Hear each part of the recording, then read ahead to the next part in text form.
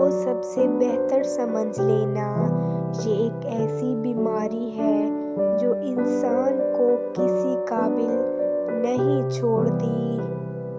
جب انسان اپنی غلطیوں کا وکیل اور دوسروں کی غلطیوں کا جج بن جائے تو پھر فیصلے نہیں ہوتے، فاصلے ہوتے ہیں۔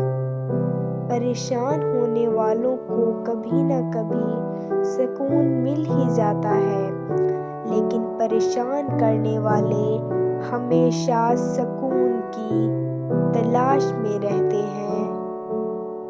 اچھا سوچیں اور اچھا بولیں، کیونکہ بدگمانی اور بدزبانی وہ ایسے عیب ہیں جو انسان کے ہر کمال کو زوال میں بدل دیتے ہیں۔ پریشانی تذکرہ کرنے سے بڑھتی ہے، خاموش رہنے سے کم ہو جاتی ہے، صبر کرنے سے ختم ہو جاتی ہے اور اللہ کا شکر ادا کرنے سے خوشی میں بدل جاتی ہے۔